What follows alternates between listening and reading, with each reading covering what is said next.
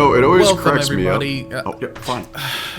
Did you remember how you wanted to start? No, I was just thinking that, like, it cracks me up that we always rely on, like, a bunch of white dudes, one of which is uber white because he's Polish, to, like, sync in rhythm with a clap. Like, that's just Also, impossible. now we're white, huh? No. The Polish aren't white. They're allowed at Pride. I don't welcome, understand. everybody, to... It's like the whitest nation next to Finland. Yeah, but it's still That's not second-class true. citizens France for is- Anglos. And that's the only France is measure still of the whiteness whitest that nation. counts. No, France isn't white. It borders Spain. France is white. Is this the hill you want to die on this podcast, Mom? I really do, actually. I think this is a Welcome, everybody. northern-southern distinction there. No, that's Italy. No, that too. This is the We Hate Anime podcast. The only anime podcast that, for whatever reason, thinks French people are non-white. I just don't want them in the Pride, same France. pool as me.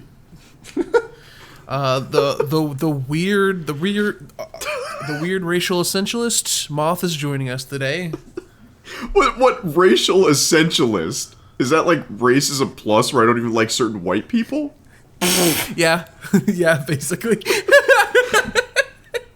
I imagine myself like now at Whole Foods, like, oh, can you believe we allowed the Bosnians here? This place is going so Not the downhill. Bosnians. Oh, I can't believe it. Californians. No, so like I don't get that. But introduce Titu, and I'll talk about that in a second because my wife pointed something out the other day. Titu is also here, who hates anyone from a state in which the sun is visible for 90% of the year. That is correct. I had a whole fucking bit ready about how it's my fate to stay up at night to record this fucking podcast, but today you fuckers decided to record at a reasonable hour. Fuck you. It's your fate to stay the night. Yeah. Oh, like Mike, And I'm Mike, obviously. Mike. And this episode is brought to you by patreon.com/We Hate Anime Podcast. I honestly thought you were gonna say like Purple Mattress. Like, what the fuck did we get them as a sponsor? God, if only. Hey, if any mattress company wants to reach out to us, I will I'm sleeping on rock, man. My back is fucked up. I honestly think we should do like Tim and Eric product plugs at some point. That's not a bad bit. That's a good bit. And just be like, slightly used mattresses. Get the college town discount, where they're all from college dorm rooms. It's free real estate. It's free. Get your fucking keys. One of my favorite Demolition D videos is one in which he did an infomercial, but the product he's selling is like donating to help support your local glasses coon. Wait, And at no point during the video does he ever actually say what the donations actually do for glasses coon. That's a very funny video. you're saying that like I know what Demolition D is. That'd be like, You hey, uncultured Mike, swine. do you know this obscure YouTube channel where this dude just cooks sausages with different ingredients every time? Called Simple Sausage? I have literally never heard of that. Yeah, exactly. So how am I supposed to know what Initial D is? That's an anime. How can you run an anime podcast and now not know Demolition D? That's there are some classics, my man. It's because Moth has sex regularly. Oh, Okay, that's fair. This is, I realize that like out of all the channels that I've subscribed to on YouTube for like the last 12 years, like 9 of them still update, and I'm just grateful Seth doesn't stop updating. Yeah. Because we lost Salmonella. Salmonella's gone. Yeah. We lost Filthy that's- Frank. They finally got rid of that disease that kills people. I yeah. can now put my chicken on any surface I want. Yeah, why did you stick your chicken into the dick? No, wait, the other way around. Excuse me? Excuse me? What? I'm not sounding with pieces of chicken tin. That's good. That's good. You shouldn't. Can you believe this is still the Patreon plug? Did you see that tweet that I just like when I go into my like semi-lucid moments and I get onto the Twitter's podcast and I just drop that thing about the Lego pieces? Yep. I saw that, and I forgot it existed right after I saw it, because I just couldn't handle it. What, sounding with a Lego lightsaber? Insight gained, insight rejected. Get this out of my skull. No, I wanted to talk to you about this, though, Mike, because my wife pointed this out to me the other day. Like, so you've heard about, like, the California exodus, right? Like, where it's like all the Californians are fleeing California. Good for them. Yeah, That's been going for, like, 20 years. Yeah. And it's still not empty. God damn it. Well, that's the thing. Is like this whole thing. Like everybody's like, oh, the Californians are gonna move into my state and ruin it. It's like, guess what? They've been doing it for 20 years. Utah now sucks. They've been. I mean, heck, the reason people moved to California is because of the places they were fucking sucked. Man, so no, that's not true at all. It's just a continuous migration as price of living. California is the ultimate Skinner box metaphor, because like everybody's like, oh man, wow, wouldn't it be great to move to California? You know, and then you move there and you're like, wow, 80-cent street tacos, but my cost of living is somehow more than New York City, and I now walk in human feces everywhere I go. Like, California sucks. It is the worst state in the union, hands down. That's not what a Skinner box is, but regardless. I'm just wondering how long it will be before we get a Western Yakuza ripoff, and instead of secret Koreans, they're secret Californians. We already did. It's freaking Saints Row, where you play as secret FBI agents. Oh, That's yeah. a bad take. That makes sense. Yes. You know what else makes sense is our Patreon account. Does it I would now? It makes some sense, okay? I want to thank our patrons, because without a particular patron, today's episode would not be happening. So, yeah, I'm gonna do it in the order of importance. First off, I want to thank my lovely girlfriend Nicole Carter, who continues to give money for some reason, even though she could just spot me a $5, but whatever. Thanks, Nicole. There's also the lovely Kev Online. Thanks, Thank you Kev. for always supporting us, Kev. I just realized why she doesn't spot you a $5. Because you use it to eat at Chick-fil-A. Money for gas. Wait, excuse me? Yeah, you'd use it to go eat at Chick-fil-A. Oh, I thought I didn't hear you. I thought you said she's a cheap lay. So I was going to inform you that she is in fact very expensive. Yeah, she's V-Bucks. She costs V-Bucks. There's also Kadrasic, who is a lovely little guy. I love every single time I see a post for that little cube. I'm usually enthralled at their charmingness. Thanks, Quadracic. Play 13 Sentinels, you fuck. Wait. Yes. Is it he the one who likes exclusively only the posts that I make on the account? I don't know. I don't hop onto the Twitter account very often. So Jeez, you mean all the posts? I think you get on there sometimes just to deal with my insanity. Yeah, I wasn't there for a few months because I had to reset all my passwords and I completely fucking forgot what it is. And then I think, okay, no, there's too much moth. I need to rein this in. I need to locate this fucking password, and I did. Let's go. Oh. I think the one thing that cracked me up is the Persona announcement made Mike so angry he actually got on the Twitter account. Okay, I did not get on the Twitter account. That was me. But we'll talk about that, because I have a lot of things to say. Oh, good, because I do too, and I think we're gonna collide, and I think there's gonna be dead bodies when we're done. Car crashes, my favorite. The number one with a bullet that we have to thank is our producer patron. That is Daniel Ashley. Thank you, Daniel Ashley, for getting me to like Fate. Thanks, Daniel. Actually, instead of just making fun of it all the time. That's fucking insane that we run an anime podcast and I was the only person who knows what Fate is. Who the fuck are you people? I knew what it was. The amount of semen I've lost to the one with pink hair is insane. So I just wanted on the record, the only reason I'm recording this is out of respect for Daniel Ashley. Because, cards on the table, I had no desire to watch Fate. Still, actually, after watching this and watching hours of Nico art videos instead of watching Fate, I still have no desire to watch Fate.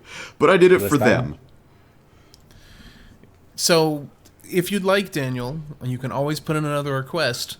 And if you want us to watch all of Fate, let's go, baby. Cardinal Phantasm, let's go.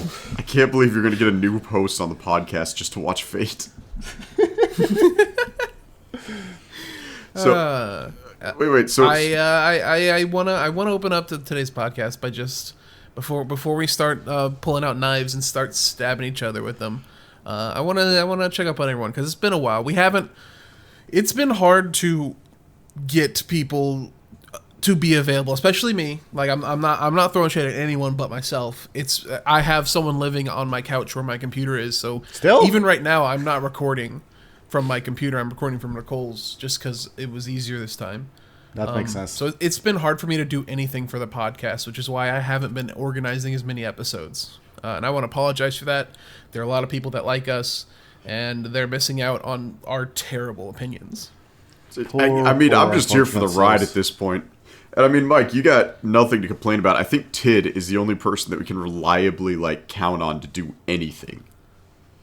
And I'm so fucking 6 hours ahead of you, bitches. We have, honest to God, 6 people on this podcast, and we're lucky if we can tard wrangle 3 of them to do 45 minutes of anything. Yeah, you got Frog, who dropped off the face of the earth. Doing. Usually posting out of context memes once every 2 months. We got Egg, who I'm pretty sure doesn't want to be with us anymore and is just too polite to say it.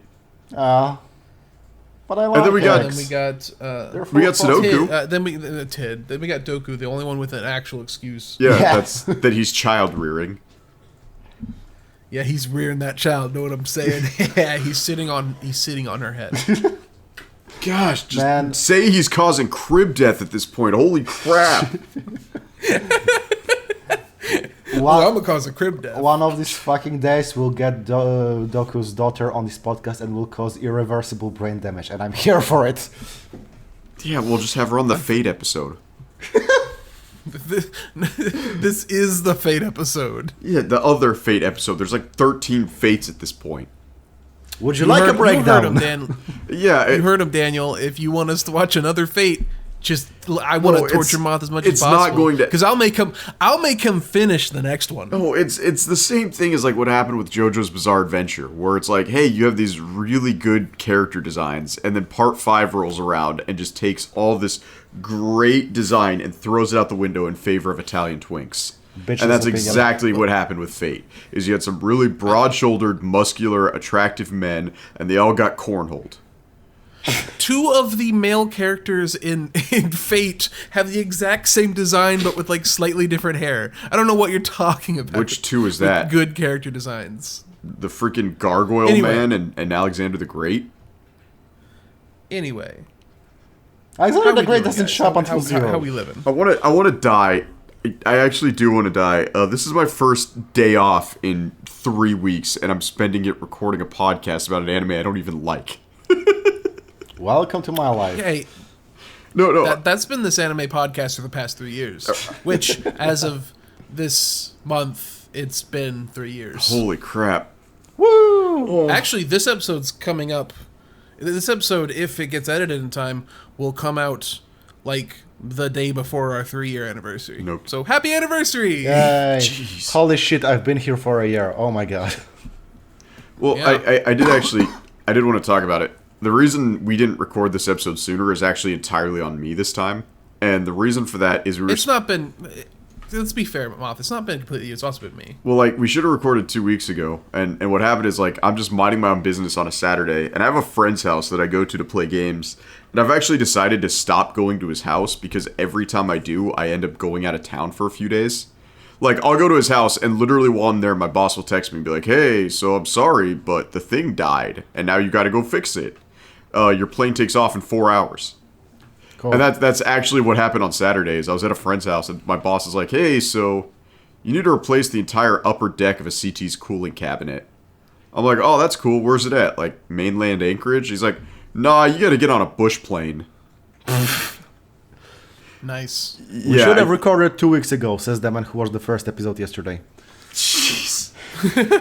Yeah, this motherfucker watched the wrong show after being explicitly told it's Deen Stay Night. There's only one Deen Stay Night, Moth. I'm sure if I looked up Deen Stay Night, I'd probably get some weird Breaking Bad at it. It's Fate Stay Night. Yes, but the studio who made this adaptation is Deen, and every other adaptation is done by a different studio. Who's the studio that does the other Fates? Ufotable. Yeah, Ufotable. Persona localization, go. No, we're still Tid has not graced us with the knowledge of their life experience yet. I'm old. Neither am I. Aside from that, there are two ways to do good, to take a visual novel and make it into a good anime, and we've already talked about one, and that was Demon Ex Machina. Or shut Demon the fuck Bane. up. There Shut we go. the Demon fuck up. Bane. Shut the fuck up. Shut the fuck up. Die. And the other one is the Persona 4 Golden animation, where they just cut out all the uninteresting parts and just went straight ahead. Yes? Moth only likes women when they are completely flash-chested to the point where they could be mistaken as a dude. That is the exact opposite of what I like. That is actually the polar opposite of what I like. That is so far off base. That was a Moth take. Either way, I got older. I made a video on Silent Hill 2. I'm making a new one on 13 Sentinels. I've been traveling a lot because of the fucking wedding, and because of that, on the next episode or two, I'm not gonna be fucking here, because first there's the preparations, and then I'm getting married and fucking off from society for 2 weeks. Fuck y'all. Let's go. You honestly, you deserve it. Tid, I'm a little bit worried about you, because your viewer count has been going up like exponentially lately, and now you're gonna lose them all by doing an episode on 13 Sentinels. Hell yeah, that's the grind, baby. I reached max level, now it's New Game Plus.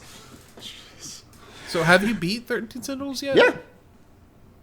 Man. I refuse to play any game that makes you play as a woman. I really wish I could say that's a joke, but Moth has made this clear several times. Dude, I can't play the newest Tomb Raider games because, like, I hate watching a woman die horribly. What US Tomb Raider games? You always play as a woman in Tomb Raider games. Moth, I can't play the newest Tomb Raider games. They have women protagonists. I think like the only game I've ever been able to play, like truly play with a female protagonist, was Bayonetta. Is it because you could just look at the legs and assume that it's a dude or something? No, it's because if you get Bayonetta has manly legs, but that's the only thing I think of. If you get into that like Musuo gameplay feel where you're just like mashing buttons, you don't really care what the character you're playing as is. You're just like slamming buttons. Did you just say Bayonetta's a Muso? Yeah. Am I wrong? So Tid, not spoiling the thesis of your upcoming video. What did you think about 13 Sentinels? It's okay. Barely a 10 out of 10. I think jokes aside, like I didn't think I would make a video on it or that I would enjoy it as much as I did, because I kind of know what to expect when people tell me, "Oh, it's crazy, I can't say anything because spoilers." And one day I was like, "Wait, I've been playing for 13 hours. Shit, I need to make a video on this." That happened to me. That happened to me the other day with fucking Shipbreaker. What the fuck is a Shipbreaker? So it's you would like it because it's an Eastern European work simulator. Is not very specific. No, it's like forklift. It's like Forklift Operator 2022 or like Truck Simulator. You're confusing us with Germans. That's Germans. I would never confuse you with Germans. All Eastern Europeans feel the call to play work simulation games. Fuck off! This is historical revisionism. No, so Shipbreaker, you would actually like it because it's a tongue-in-cheek Protestant work ethic on us. Fuck you. It's a tongue-in-cheek jab at late-stage capitalism, which I still don't believe is a real word. And unions. It's very pro-unions, and the entire point of the game is you disassemble ships, and as time goes on, the ships that you're disassembling are less and less decommissioned. So, like, they'll have liquid nitrogen in them that you can accidentally break and die. They'll have, like, full-going, like, nuclear reactors that can blow up the shipyard. You're like... pretty cool. It is, and the entire game is, like, very pro-union, which, not to get into politics, your job sucks when unions have to get involved. You know what? I hate the fact that you're right. I would enjoy this. Yeah. Yeah, no, it's... I am very pro-union, but the thing you just said is true. Well, no, I actually think unions on paper aren't a good thing, so when they have to show up, you've screwed up. Like, the point in which someone's like, yeah, we need a union. Like, your job sucks so bad that, yes, you need a union. Yeah. That game sounds really interesting. I have been living with a person taking up my working space for the past 3 months. Who is, good news, everybody, the guy living on our couch, he's out of here at the end of the month. Woo. Are you just kicking him out? Yeah, unfortunately. Onto the streets, motherfucker. He, I don't want to say anything negative about the guy, because he's a good guy. But, like, the other day, he just casually said to me, oh, man, I have no money. And I was like, wait, you have no money? I've been letting you sleep on my couch for 3 months and not having you pay rent. Where's your money gone? So I was like, you gotta go. Pachinko. Have you ever heard of the break news game, fucking Fate Grand Order? Words are hard. That's the thing. Do you know Fate Grand Order is like the most money-making game on the planet? Yeah. I refuse to play it. I think Genshin might actually have unthroned it. Yeah. Sure. Genshin dethroned it, but for like just strictly cell phone, because you could play Genshin on like the Epic Game Store and whatnot, but just for like cell phone games, Fate Grand Order is the most profitable cell phone game of all time. Yeah, I believe that. That's and it's thanks to Korea. I can't wait to make my way through all of Fate now and start boot up that game You and poor like unfortunate waste soul. my life. I'm gonna be honest with you. I think I tried to play it for like a week straight because somebody mentioned Blackbeard was a really fun character, and I was just. And then you saw Blackbeard was a woman. No, Blackbeard's a dude. This is like one of the few games where Blackbeard's a dude. That's why they call her. It's a woman, but they call her the Blackbeard because her husband is gay. Oh, I thought he was just gonna say because she doesn't shave her bush. I mean that works too. No, its go. its entire gameplay system's super dated. Like, and this is coming from a guy who's been playing the same One Piece game for 8 years. Like, it's a super dated gameplay system. It's just not fun. So like, you really have to like Fate to enjoy this game. I mean that's always true for freemium games, like in that South Park episode. No, it can't be too fun, or otherwise people wouldn't pay money to actually have fun in the game. Jeez, that's why I like Pirate Cruise or Treasure Cruise, One Piece Treasure Cruise, because like there are pay to win aspects, but if you choose your battles, you pretty much never have to pay a dime. Yeah, I've been. So the thing is, almost all gacha games have a kind of dated gameplay. I think the only exception really is Genshin Impact, but at this point, Breath of the Wild is like 5 years old, so I think I'll count that. No, Breath of the Wild is older than that, dude. Limbus Company save us. Dude, Breath of the Wild, it came out in 2013. No, it did not. No, it did not. Yeah, no, it did dude, not. the Switch has been around for like 8 years. No, what you're doing is you think the Nintendo DS came out like 10 years ago, when in reality it's been out since like 2001. Like, the Switch has been out since 2013, Mike. Moth, I graduated in 2012. Shut the fuck up. No, dude, the Nintendo Switch has been out since 2013.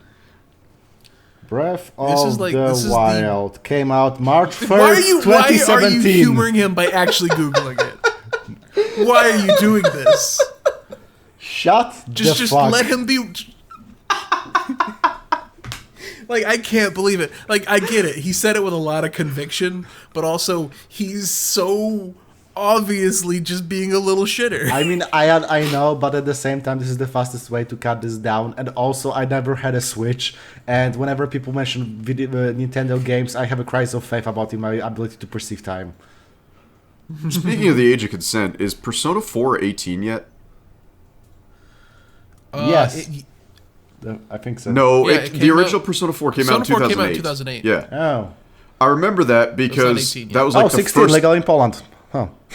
I actually remember that because Persona 4 was the first time I paid $70 for a game, and I was like, why the hell did this game cost $70? Why did it cost $70? No, is that like just the original increase because it's Alaska? No, the original PS2 version of Persona 4 was like $70 at launch. And it wasn't, because I bought it when it first came out. No, it was. Here's the thing, because I've noticed this with Persona games. Persona Q or Persona Labyrinth did this as well. Is it Persona Q? Persona Q was like $10 more than any 3DS game I'd bought previously. I also bought that at launch. Have you considered that your dealer is scamping you? Dude, my dealer is GameStop. It's the same price no matter where you go. Or is it? I mean, not necessarily. GameStops are a franchise, so a region can have a higher price. I still, but like, I was in Idaho at the time. Like, it was 2008. Persona 4 was like, or no, it was most games were $50 and Persona 4 was $60 or something. But it was like $10 more than every other game at the store. I could maybe believe that was the case because that was like after the launch of the PS3 and Xbox 360, and they were increasing the price of games at that time. So I could believe that. GameStop Anchorage is like, okay, we got the one copy of Persona. We're waiting for that bodybuilder that can't count. Put the price up to 70. What was funny is I didn't even buy it for myself. I bought it for a friend for his birthday, and then I didn't play Persona 4 until it was on the Vita. I mean, you were correct. You waited to the right time to play it because I prefer launch P4 only because I think I like the voice acting performances a little bit more. Oh no, because I love the voice acting in Golden. It's so much better. I think Chie and 4 like vanilla just sounds a lot better. You're probably right about that, but Kanji and Teddy both sound way better in Golden. Same voice actors for those characters. Okay, yeah, I'm tone deaf. But with more experience. Same voice actors. Yeah, so there've been we are currently in what would normally be an E3 time. Yep. And the video games are announcing a bunch of video games. Dude, Black Man Dead Space. Let's go. Are you talking about Callisto? Yeah. Protocol? There's no. What do you mean, Black Man? The Dead dude's Space? black. The main character's black. The protagonist is black, yeah. He looks like the whitest guy I've ever seen in my life. No, he's black. It's just no. Trust me. Even Tiddu here is saying he's black. I mean, it might be because it was dark, and there wasn't much attention, but. Like he looks so white that he looks Nordic. What? Are we talking about the same game? Yeah, I mean, that game does look sick. Yeah. By the way, that game. That's the only game I think I saw a trailer for and went, oh wow, I could play this.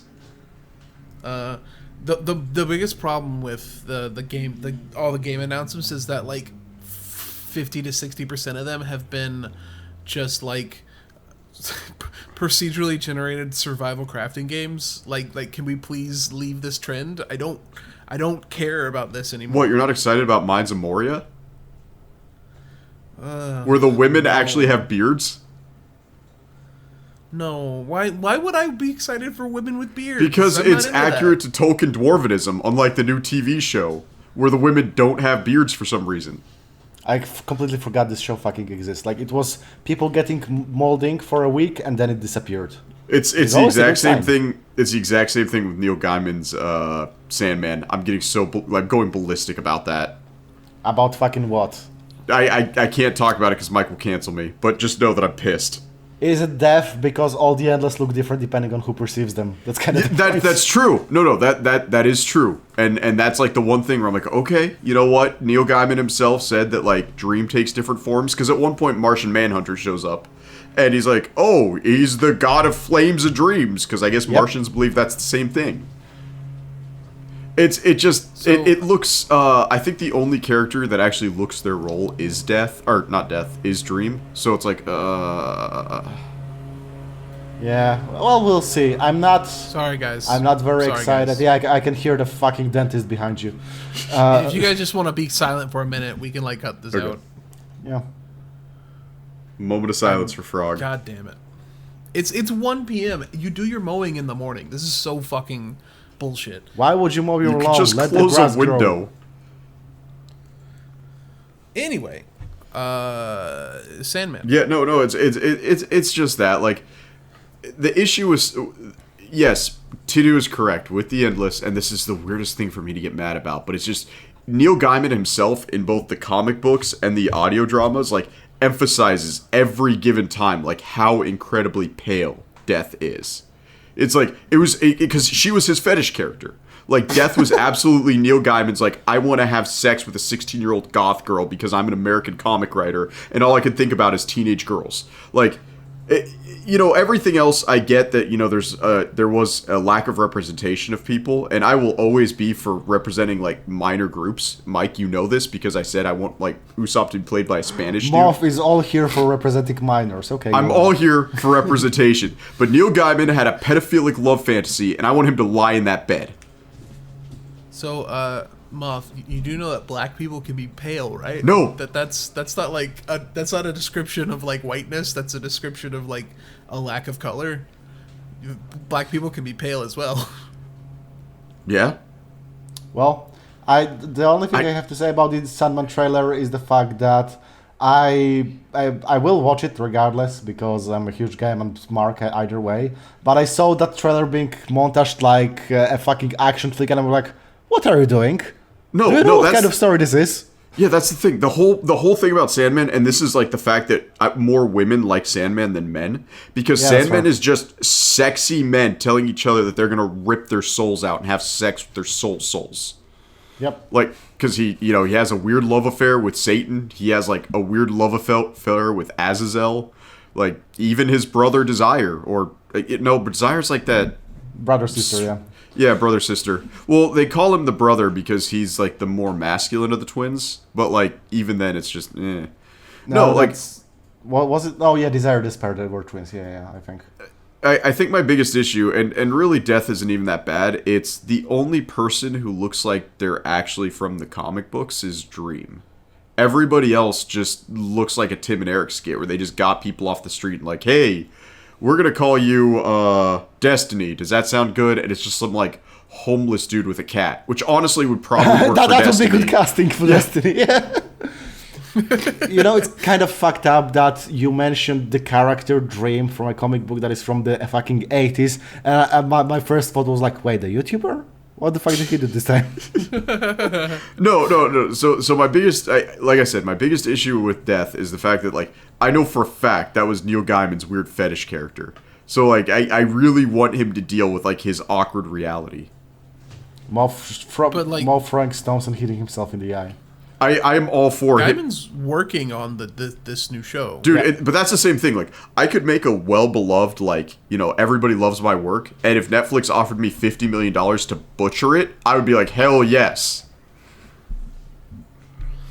Like, I have very little faith in Netflix as a production studio because they are just ass, but I'm willing to give it a shot.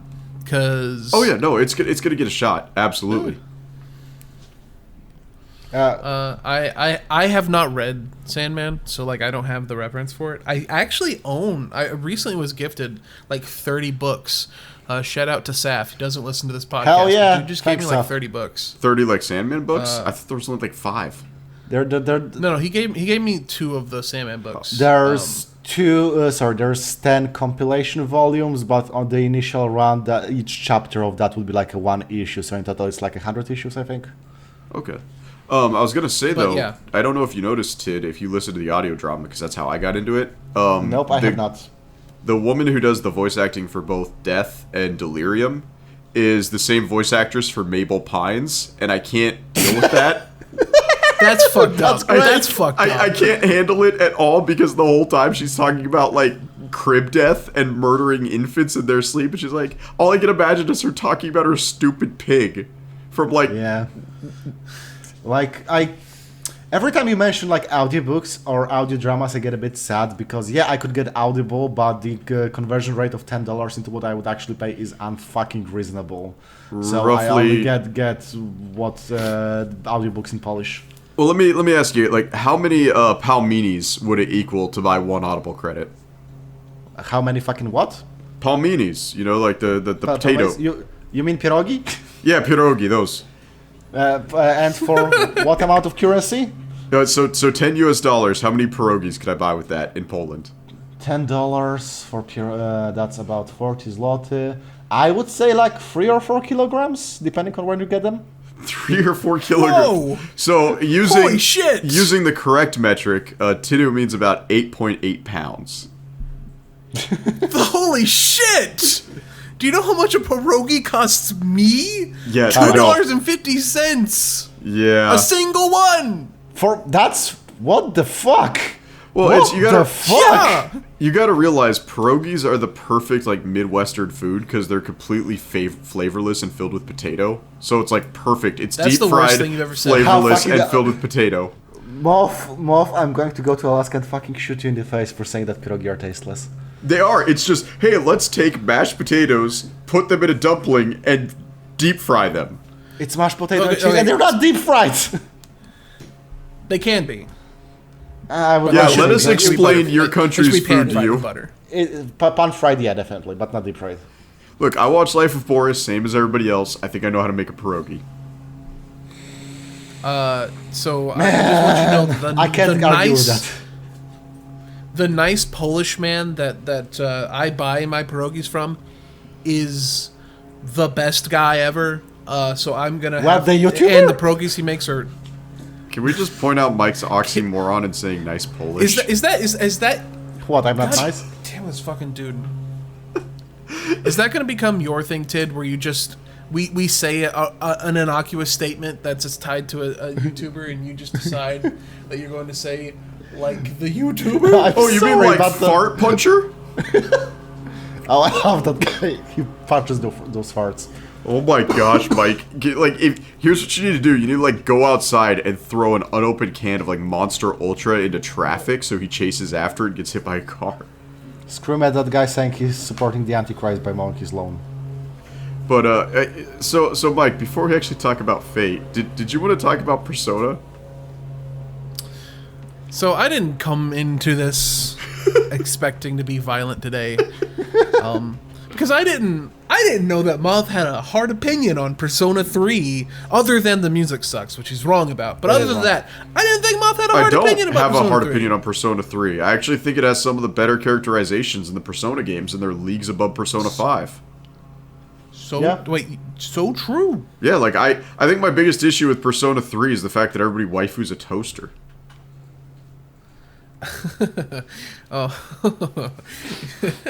Fuck you. Isn't her name like Aegis too? So it's already like the most generic Yes. name for Deus Ex Machina. How is naming someone a shield a generic name for a Deus Ex Machina? Fuck It's off. actually weirdly common for robot waifus to be named Aegis. It's actually kind of weird. Name him. I can't. Yeah. So weird, obscure JRPG that you guys never played. You know the Tales of Steel series? Yeah? Before it was Tales of Sears, it had like a pre-run that was, I want to say it was called Tales of Origin or something. I don't know. It was a Tales of something. And they were all made in like RPG Maker. And in the second one, there was a robot chick named Aegis as well. Thank you, Moth. Thank you for the one example. No, not only that, I want to be very clear. He said it's oddly common. We probe him for an example, and he admittedly goes, there's this niche little game you've probably never heard of. I'm pulling up characters named Aegis right now on my phone. Lady of He's Cosmic Fairy. furiously Googling it so he's not owned. Well, here we go. I'll go to video games. Aegis Wing, Aegis Guardian of the Fleet, Aegis Persona, Aegis Look up Mon, games called Ages. Aegis, a suit worn by Vanessa Schneider in Piano 3. Aegis Reflector that one guy uses in Street Oh, Fighter. Aegis, Xenoblade. That's one of Pyra's names, if in the localizations. Uh-huh. Man, this gets uploaded to YouTube, so I can't tell you to unalive yourself. But I'm thinking. Well, no, I'm fucking thinking. Aegis is also the main antagonist in a Portal game. So, like, yeah. Robot Portal waifu's game? named Aegis. Yeah. What? Which fucking Portal game? Portal Stories Mel. What the fuck even is that? That It was a doesn't sound like puzzle Valve game. platformer that was released for Windows, and it was on the Source engine. That's not the same series. No, it is. It's Portal Stories Mel. It is from the Portal universe. Oh yeah, we're part of the We Hate Everything fucking franchise. We hate anime. Yeah, no, I actually don't Sub-branch. have... Other than the fact that I think Persona 4 has a superior soundtrack, I actually think Persona 3 is overall a really good game. True. And the dungeon was kind of interesting, the fact that you could just let your AI companions die without helping them. Yeah. Actually, I like Tartarus. The fact that in Persona 5 they brought back Tartarus but made it worse really pissed me off. I would like Tartarus way more if it had 8 different Tau sets and not just 4. Or quite honestly, that's all I need. That's why I like the dungeons in Persona 4, because it's still like random bullshit, but now there's a different theme every few levels. That's nice. No, see, I actually agree. Like, if I was in a conversation with someone discussing the pros and cons of Persona, and someone said, "Well, the dungeons in 4 and 5 have a little bit like are better," I'd be like, "Yeah." Like it's not going to stop me from liking Tartarus, because I do just kind of like a mindless grind every now and again, and if you over design a dungeon, mindless grind just goes out the window. But I totally get it. It's something that a lot of people will just drop Persona 3 because of, especially when you get to the end of the game and the game's like, yeah, reach the top of Tartarus. Because like even when I reached the end of Persona 3 the first time, I was like halfway up Tartarus because I had stopped carrying it so much. Yeah. So I get it. Could you have told me that before? Well, I think my strategy in any Persona game is just to clear the dungeon week 1. Like, yeah, same. And just free up the rest of my week, no problem. No, need to get the work out of the way so you can go on a date. That's also my basic principle. So thanks to Mike, I'm probably not as angry of a person as I used to be, and it's just because I stopped paying attention to things. That's like why it was so weird that Sandman caught me off guard. Like I've even paid attention to like the new One Piece casting, and none of that made me like mad like it probably should have. Because I'm pretty laid back about things now. I'm particular about Sandman, not because of like racial reasons, but because of like Neil Gaiman needs to suffer. That's why. It's like a weird. I mean, that's true. It's like a weird cinnamon roll. Dude, he's an American cartoonist from the 80s. He's a pedophile, and I want him to deal with it. But, sorry, I guess the libertarian term is like what? Hebebophile? Hoplite-phile? Like something. I just dendrophile. Alan Moore. A dendrophile. Alan Moore, if you ever hear this, I just want you to know that I don't agree. I'm willing to work with you again. So just reach out. Like I will disown Moth for you. Jeez. No. Yeah. So I'm a happier person. I don't pay attention to anything, and so my Twitter feed got blown up last night because Mike decided to have a fight with localization people on Twitter, which is the most pointless argument you can make. My condolences. So, I did not. What I did. Okay, so some context. And the game announcements at the Expo. So there's a lot of context that needs for this because there's a lot of anger here, and it's not about the localization shit. During the Xbox conference, they announced for the 25th anniversary of Persona that Persona 3 Portable, Persona 4 Golden, and Persona 5 Royale are coming to Xbox exclusively. And PC. How is that exclusive? Yeah, they already have been out on like 7 PC other consoles. if you buy it through Windows. Yep. Yeah, Persona 4 Golden's already on Steam, and that's the best Persona. Like, what are you complaining about? That's not Persona 2, but okay. I have a lot of which Persona 2, Original Sin or like Divine Retribution? None of these are the titles. Innocent Sin, yes. So Xbox is not the market for a Persona. Bullshit. It's just not. There are plenty of RPG players on the Xbox consoles. Like Blue Dragon came out on the Xbox 360. And sold like shit. And was shit. There was a Star Ocean explicitly on the Xbox 360. Tales of Vesperia originally was an Xbox 360 exclusive, and that's the best Tales of game. I don't know what you're talking about. So far, Moth, you've listed a bunch of 360 games. Yeah, exactly. So only one of which did well. Yeah, and that's what I'm saying is like good. The Xbox. Also, Star Ocean was not exclusive. It also came out on PS3. Yeah, later. It was originally an Xbox 360 timed release. God. So like, you didn't even bring up Lost Odyssey, like the one that I would give you any kind of credit for. You didn't even bring up the really good one. Yeah, but the game is made, so yeah. as a child, I was like, my mom was like, okay, I get you a PS3 or an Xbox 360 for your birthday. And I was like, well, I like PlayStation, I like weird RPGs, but all my friends have a 360. All those games will come to the 360 too, so I got a 360. Clueless. And for an entire generation, I had to play a lot of games I didn't like. Yeah, same. And a lot of games, but to be fair, I got into a lot of series that I otherwise wouldn't have tried. Well, yeah. Like, I love Halo, I love Gears of War And now. Fusion Frenzy was an Xbox exclusive too, and that game... Shut the fuck up. I love Fusion Frenzy. What are you talking about? It's like the best party game next to Sonic Shuffle. But yeah, so like these games got announced coming to a console that no Persona fan most Persona fans reasonably do not own an Xbox. But if you have Game Pass, you can play them on PC. Yeah. Yep. Or you can buy them through the Windows Store, so that's fine. Yeah, no, I don't know why you're having an issue with games being more accessible to a larger audience. Like, what's wrong with that? Here's the rub. I wouldn't have an issue if the Persona 3 port wasn't the worst thing it could possibly be. Oh, you mean it's portable?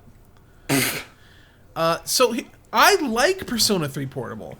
I think it's fine for a second playthrough, not for your first experience. And especially since, like, there's a lot of content just missing from that one. Like, a lot of content.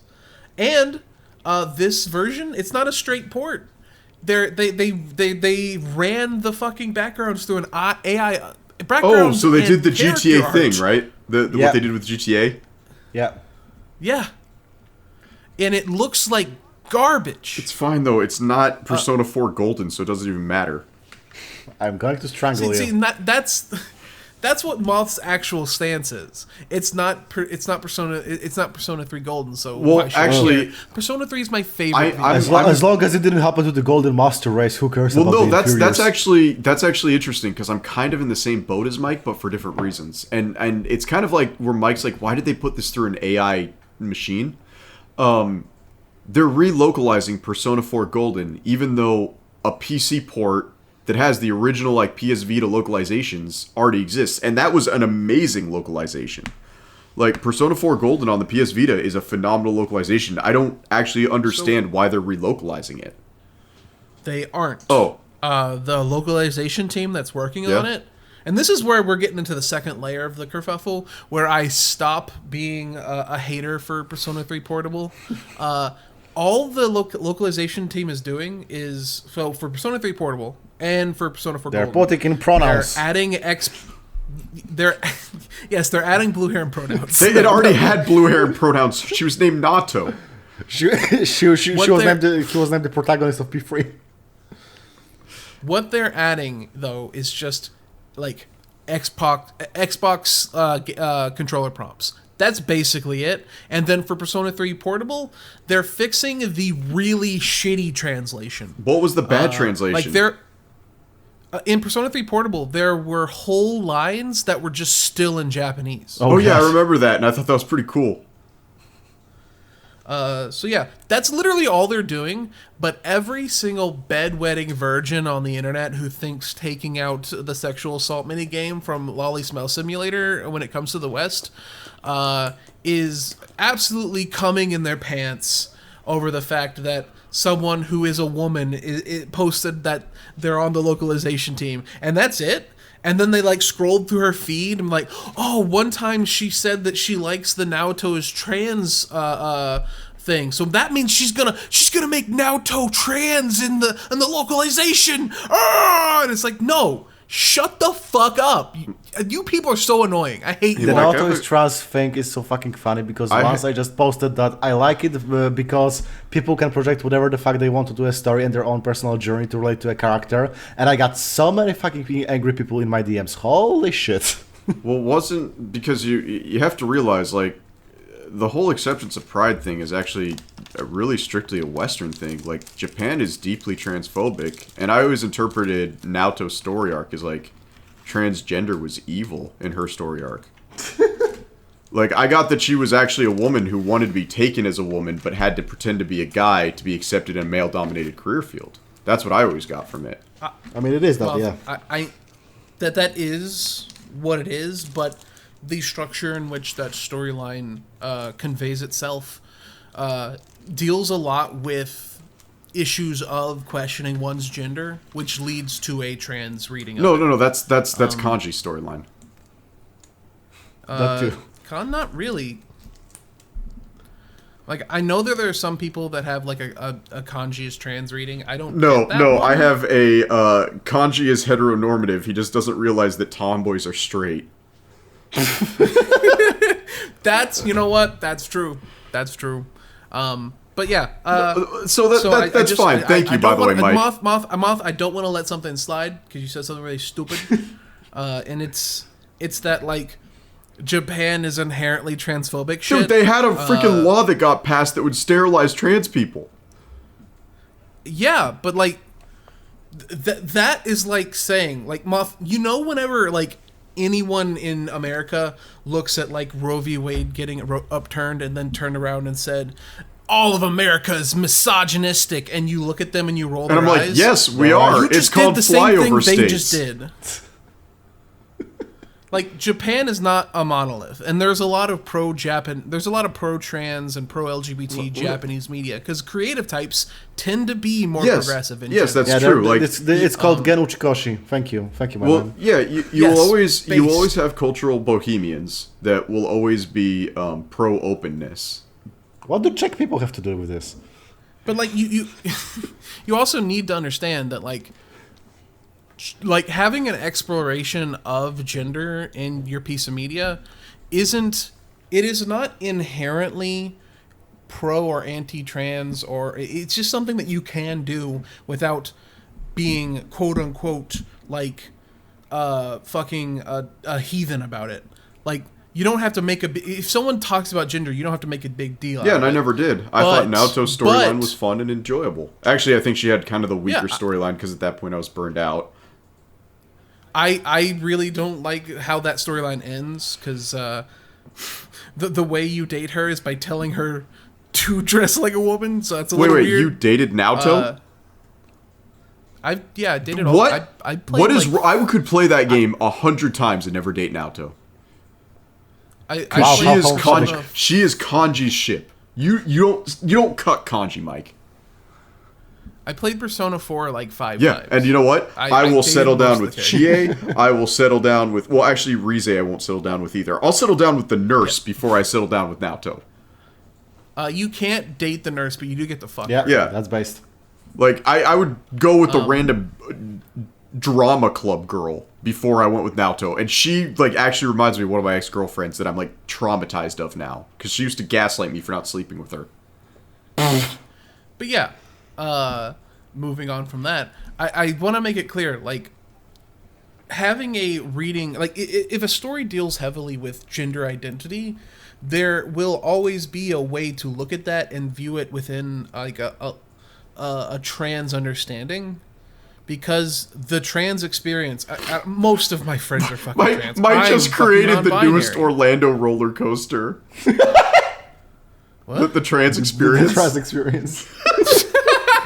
It's like the new Six Flags ride, the Pride Flags trans experience. But yeah, you will, like, Moth, I know that you deal with a lot of gender issues because you have body dysmorphia. That's not a gender issue. That is like saying, I'm male, how could I be more male? Yeah. Yes, that's a gender issue. That's not a gender issue. A gender issue is if, like, you don't like your gender. No. I like my gender. I want to be more my gender. Yeah. Yes, and you feel inadequate because you aren't more your gender. Having, like, issues with gender isn't inherently I want to be something else. It can also be I'm not enough of what I think I should be. I'm not man enough to eat Mike, pierogi. All right, so you have a letter that's assigned to you at birth, anywhere from the alphabet A to Z, right?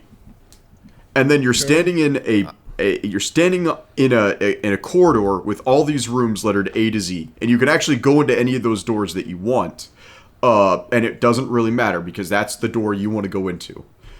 I was assigned the letter A, and I want to go into room A, and I want to sprint straight through that room as fast as I can, all the way out the damn window. Okay, but while you're sprinting through it, do you keep saying, why do I keep behaving like such a fucking D?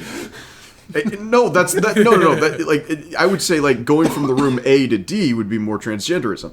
I am A. I'm happy with A. I want to get through the A room as hard as physically possible. Yes.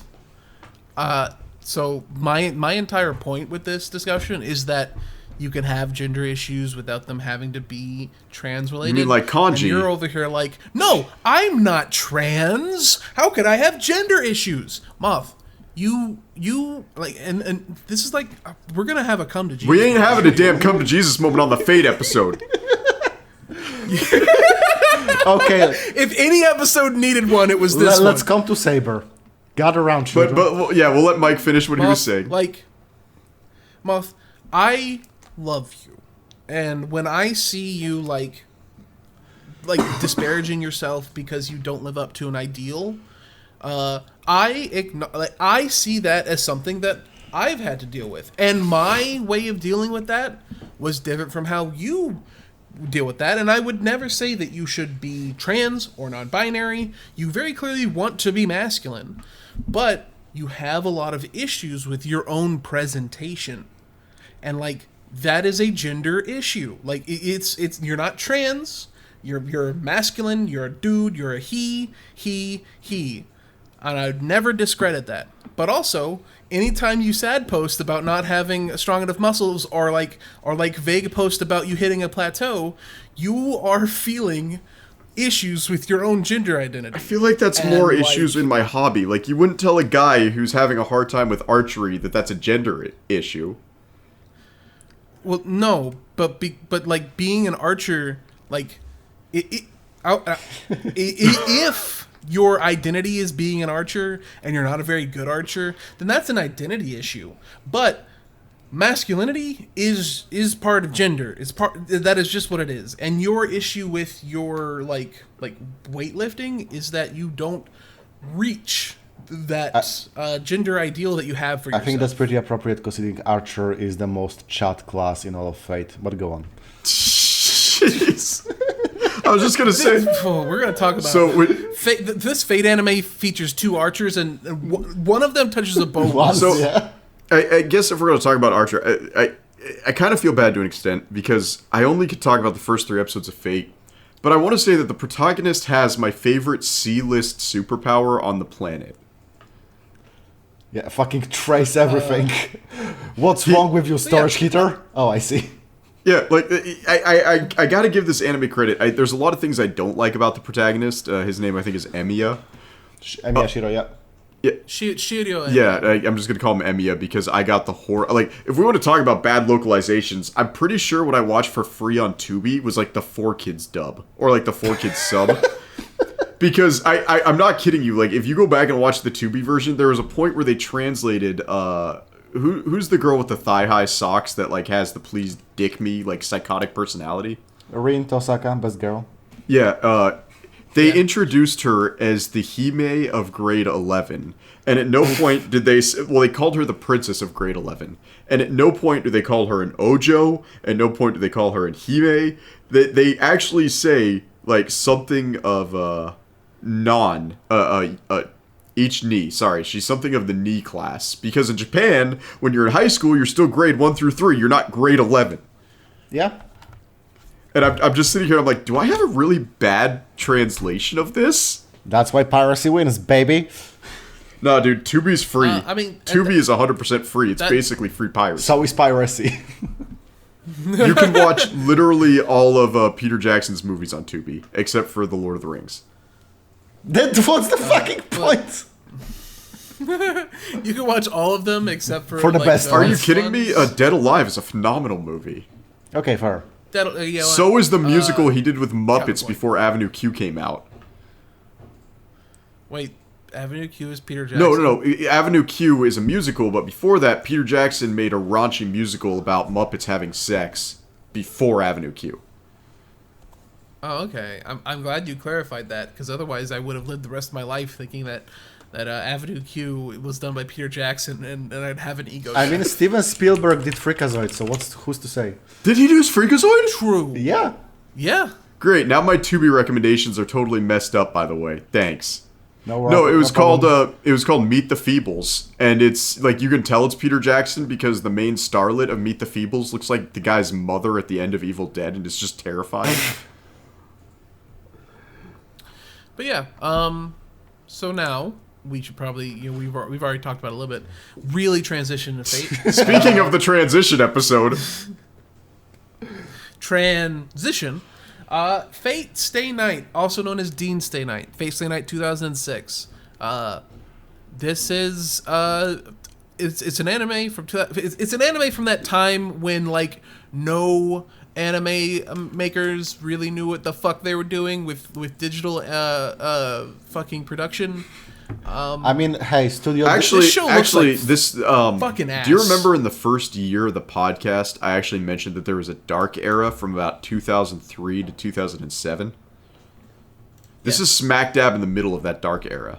Yep.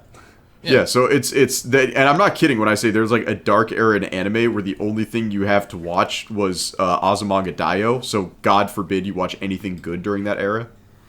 I mean, you could watch Azumanga Daioh. It's not good though. Fuck you. No, it's literally That is a like terrible everybody remembers like the bike jacking scene from the first episode, and then that stupid baking is so fun, and that's like all they have in their brain. But in reality, the whole entire show is actually dull and uninteresting. What about Norio Wakamoto Cat? Hello, how are you? My daughter is going to America. There's also the famous guy grabbing a picture of his wife and going, my wife. My wife. But there's so many animes that do that. No, that was the first one. That's literally what was the first one. I'm pretty sure Golden Boy did it first. No. All right. So anyway, yeah. Because waifu is a borrowed term. Like the concept of marriage existed in Japan, but like they had their own word for it, and like this dude in an anime was the first one. Granted, I'm not saying he was the first one ever in Japan to say waifu. The first person in Japan to know the concept of wife. But before it was that, like the first anime. It was the first popular anime that featured a character using the term, and so that now has cursed the internet for the rest of time. I have a question for you. What's that thing called when Naruto animates for like 20 minutes straight? Sakuga? It's called like sashimi. An anime? Sakuga, thank you. Why did they blow all of their Sakuga on the first episode when nothing happens? No, they didn't. I mean, no, they absolutely did. That was the thing. I actually remember watching the first episode, definitely with more interest than the following episodes. The first episode is weirdly well animated compared to the next two. Like, go back and watch the first episode again. I don't think a single episode of this is well No, animated. the first episode has, like, some really weird animation, but it's not for, like, good things. It's like a girl's walking, and they animate a bunch of strands of her hair for some reason. Oh, that was just probably for dramatic effect. Well, no, but but the entire first episode has like a much higher animation budget than the next two that I watched. Did you watch the Unlimited Blade Works from 2014 by accident and then switch to the 2006 one? No, I literally was because like they introduced the teacher from Azumanga Daioh as well, who like screams at her students.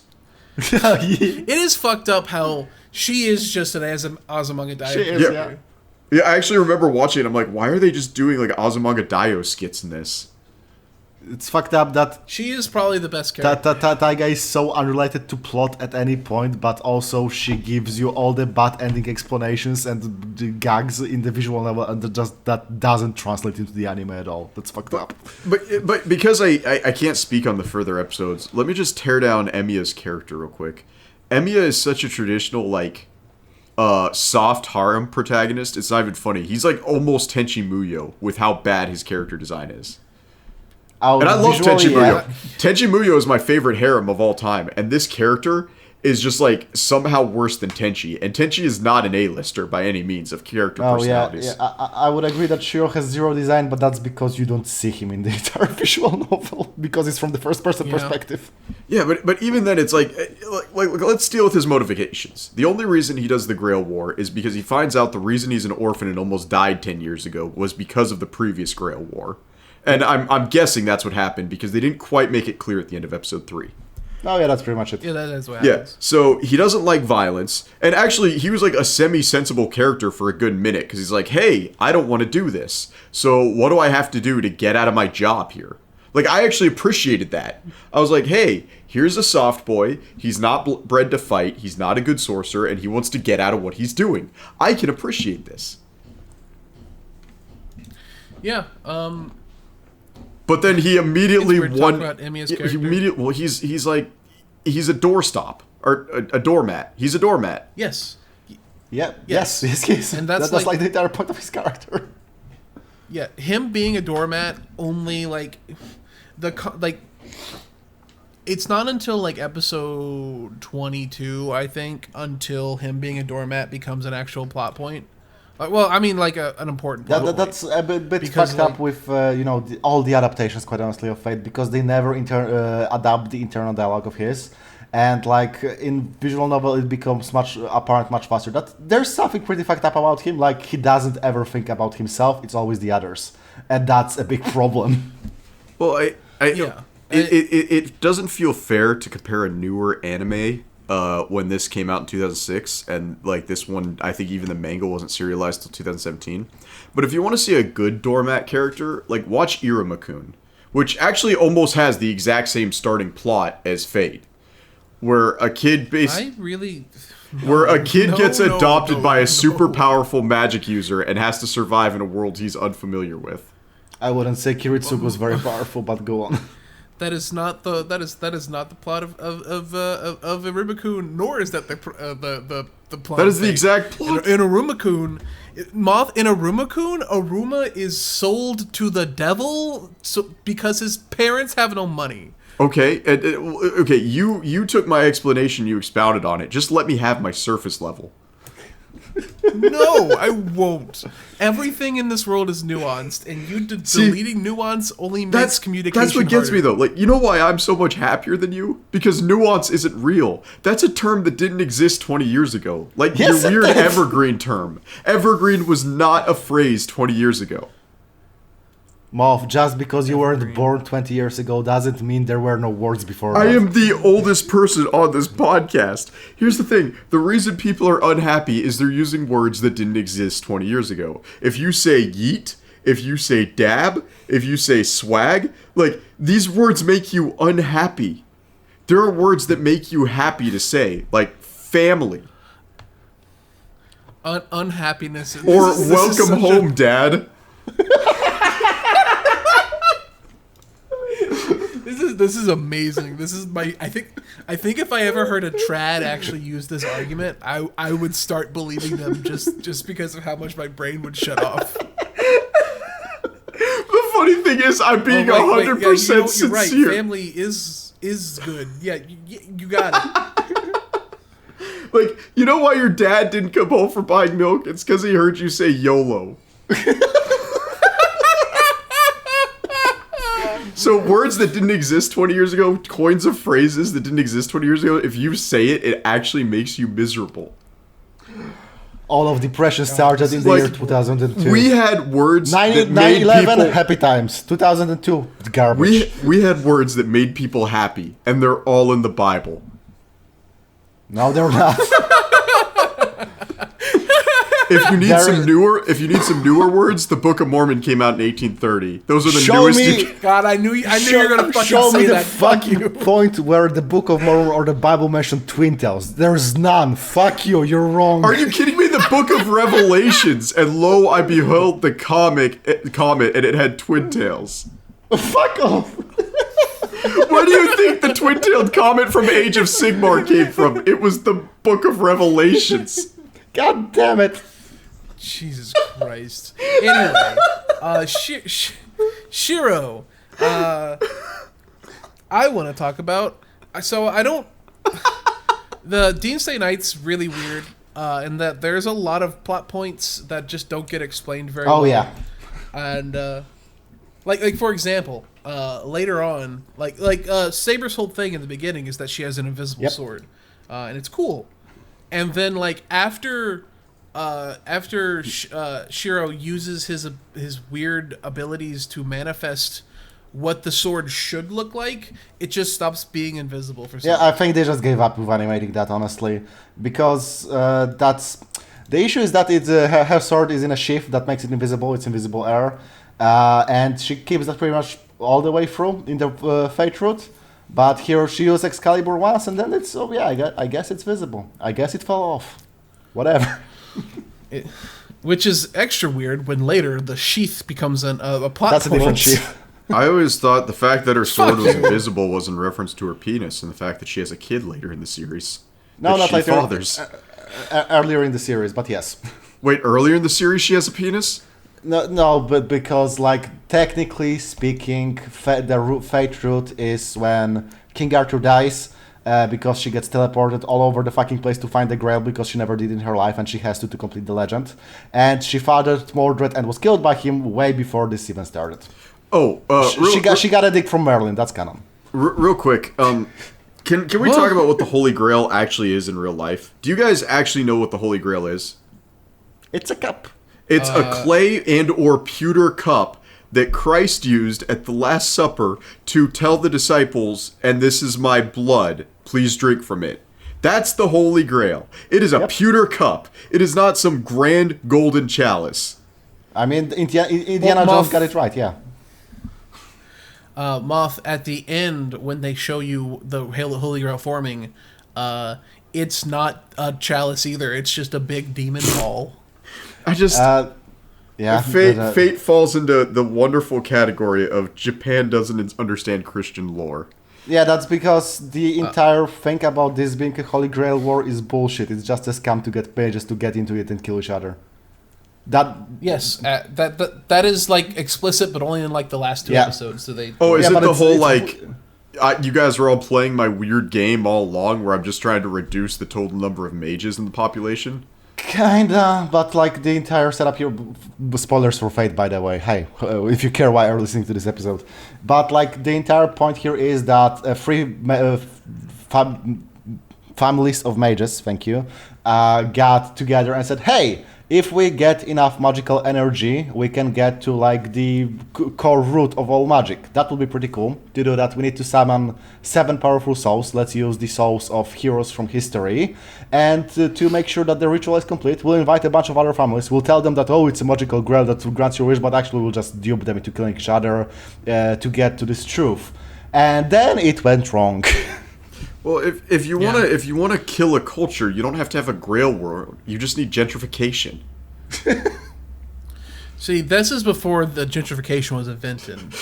Yeah, that was I'm like pretty sure. Canonically I'm pretty speaking, sure the ancient Romans invented gentrification. But go on, Oomphy. No, canonically speaking, the Grail Wars have been going on since before King Arthur's time. So like it's been going on. Yes, the Holy Roman Empire.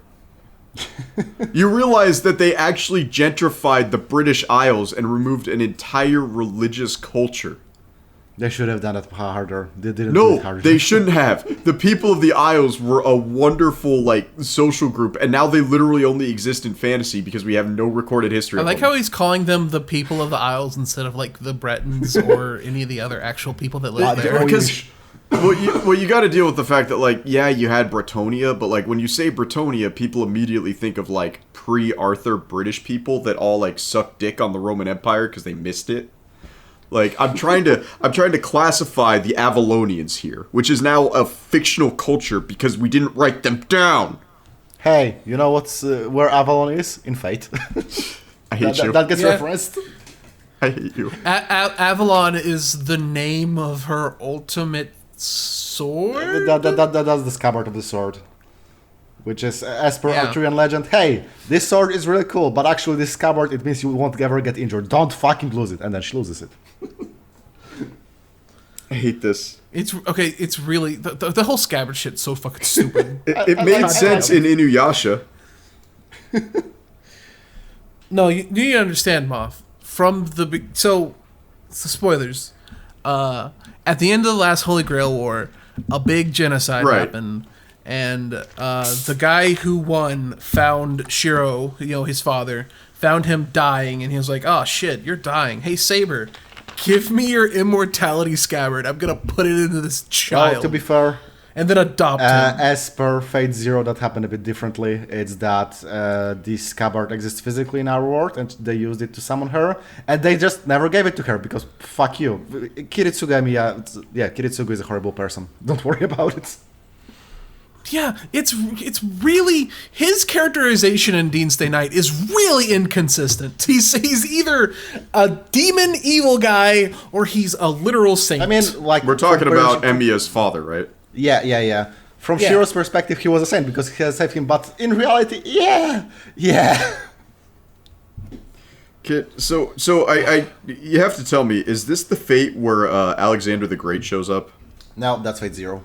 No. Okay, so the Fate Zero is the good Fate. Yeah. Yeah, this Fate has Medusa. Oh yeah, that's right. So let's talk about Medusa here for a sec, Mike. You're about to get into the mobile game. Medusa is a B-class summon. Medusa. She is literally a B-class. I mean, she is a B-class in the visual novel as well. So yeah. Her abilities aren't like like her abilities aren't like stone turning. Yeah, because she's one of the three Gorgon sisters. She's not like a lot of Fate characters, like servants. They should have been a different class, but they decided to not make them that class. She should have been like a magus. Honestly. And what is she instead? An archer? She's a rider. Oh, yeah, that doesn't make any sense. Because Pegasus was born from Medusa's blood after her head was cut off. And she summons a Pegasus. You know what? That's fine. Actually, that's cool. They're keeping it lore accurate. Also, all of her abilities have to do with magic. You're saying that her gaze doesn't turn people into stone. Not in this route, and I'm going to repeat this a lot this episode. Wait, are you for real? Like, she actually fucking can turn people to stone? She is a much bigger character, and her gaze is used as an actual weapon in Heaven's Feel, yes. Oh, that's okay. You know what? I'm getting into Fate, guys. So I have a question for you. When does? Because I only watched the first 3 episodes. When does Nico Arc show up? Not in the series. She's from Tsukihime. Not in... Tsukihime, you mean? Yes. Princess of the Moon? Yes. Okay, just making sure. Wait, that visual novel that predates Fate, she's from that? Yes. Yeah. I thought she was both. They're both type. I thought she was just King Arthur. Like, but no, Neko Arc. She's Arcuate. She's the main girl from Tsukihime. It's not Neko Saber. Oh, that would make sense. Neko Saber is a gag drawing someone did once. That makes sense. Doesn't Nico Arc have the same like voice actress as one of the girls from Kill la Kill? I mean, she might. Probably. She one of her versions has the same voice actor as Alucard, so. Oh, the boy, the chain smoking guy version. Yeah, that one. That's Joji Nakata. I don't know anything about Fate, but I will accept the fact that Nico Arc's a great meme because she's just Hammer Pants, the anime character. Yep. So yes. Moth, you watched the first 3 episodes. So the servants you've seen are Lancer, Archer, and Saber. Yes, right? and then Baki's dad shows up in the last part of episode 3. Bazaka. Berserker. None of you have ever seen Clerks, so I don't want to hear you say that ever. Fuck you. I have seen. Not only have I seen Clerks, I've also seen the Berserk fucking goofs that were cut out from the dub. Honestly, Moth, Clerks 2 is better than Clerks 1 in every way. Shut the fuck up. That's a terrible. I used to be a Kevin Smith like stan. So like I've seen everything that guy's done, and most of it sucks. Then that's I do like really Clerks. weird to me that you called Kevin Bacon Kevin Smith just now. What? Yeah, the writer of Clerks, Jay and Silent Bob, that's Kevin Bacon. So, what do you think of the 3 servants you've met? Honestly, I like the way they introduced the first one. I think it was Lancer they introduced the first. I liked his... I have some things to say about Lancer. I like how they introduced him. I like that he just straight up went for, like... Oh, wait, no, the other guy went for the throat. I liked him, too. He just straight up murdered somebody for being a civilian. Like, I could respect that. No, that was Lancer, yeah. Okay, the blue guy straight up murdered somebody for being a civilian. And, like, the red guy's an arrogant dick. Like, I can dig both those personality traits. So true. The red guy's Archer. Yeah, okay, so Lancer murdered somebody for being an innocent civilian. Archer's introduction, where he just landed in the ceiling in a lounging position, was great. Yeah. So, do you know who those characters are? I'm going to assume...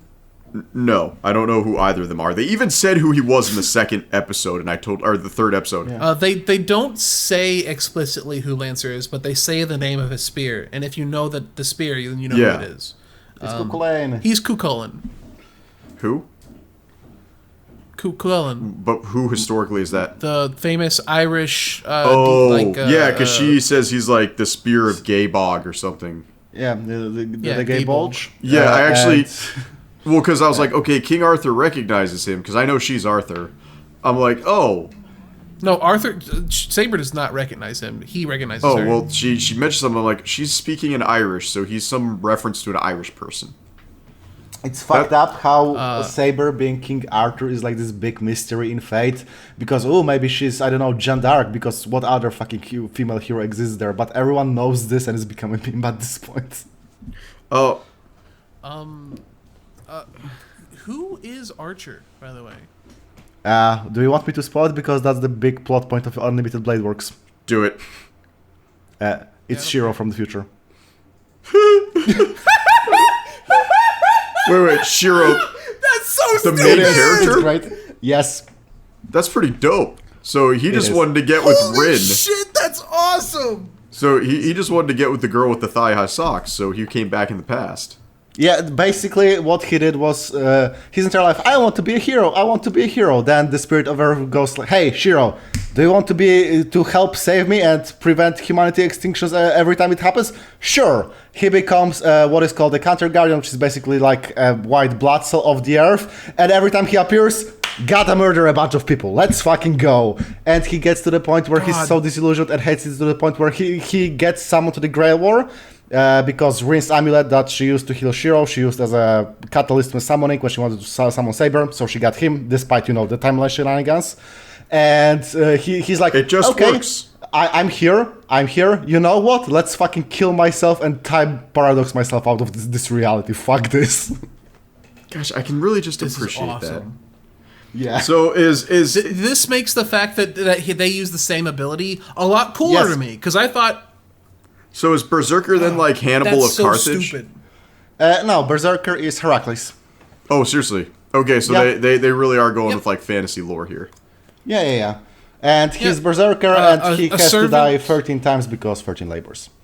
Nice, that's great. No, 12 labors. 12 labors. Well, 13 for good measure. No, the extra one is for just like, a standard human life.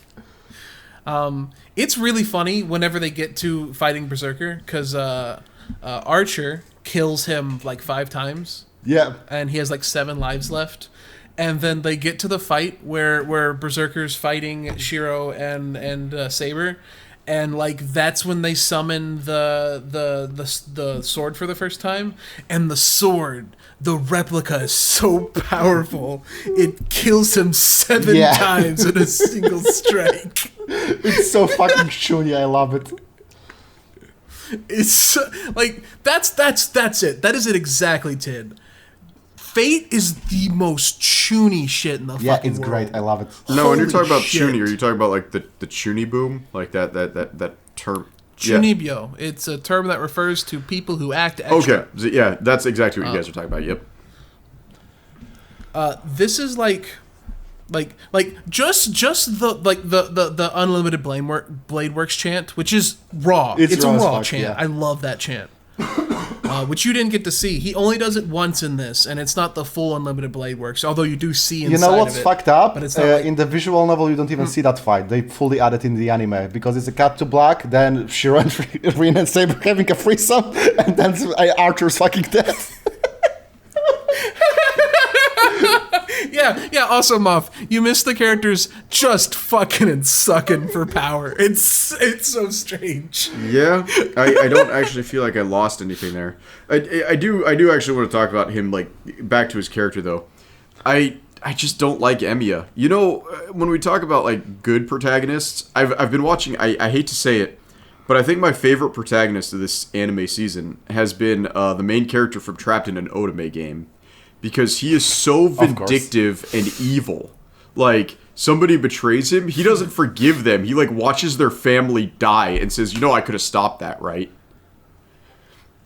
That's fair. I'll probably end up finishing that show at one point because I watched a good chunk of it and I did I actually kind of like it just because the world. Well, that I think the two animes from the season that I've really been going down the rabbit hole for is like that and Dance Dance Danseur, which is a freaking ballet anime. Weirdly enough, wait, have you not been watching Have you not been watching Spy X Family? Oh, well, of course, yeah, but that's kind of like that's like the Hero Academia of the season, where it's like, of course I'm watching this. I do indeed breathe oxygen, yes. Yeah, no, it's weirdly enough, the one that's been disappointing to me is Kong Ming. How dare you? No, Kong Ming should be a lot grander than it is because they took a really far out their plot and then they neutered it. No, you just wanted it to be about Kong Ming when it's actually about the other characters. The title is called Ya Boy Kong Ming. It's not Ya Boy Blonde Oomphy. Because he's Moth, Ya Boy. Ya boy is not the. Anytime you refer to someone as ya boy, he's not the protagonist. Why is he in the title? He's your fucking guy. That would be like if you called it Caesar Dies in the Bizarre Adventure as the name of your anime. I mean, based. It's like ya boy Caesar Zappelli, the anime. Yeah. You know what? If they called fucking part 2 your boy Caesar Zappelli, that'd be accurate. That would be an accurate description of that part. So but back to Fate, because I just derailed this. I'm sorry, I don't have a lot to say because I watched the 3 episodes and I was just reminded that I don't actually care for Fate. And here's the thing, Moth. By the way, if you had watched more, the entire first half of Fate is. Characters will fight. One of them will be winning slightly, and then the one who's winning will click their tongue and run away. That seems stupid. Kinnikunasu is really bad at pacing stories. This is a consistent problem, unfortunately.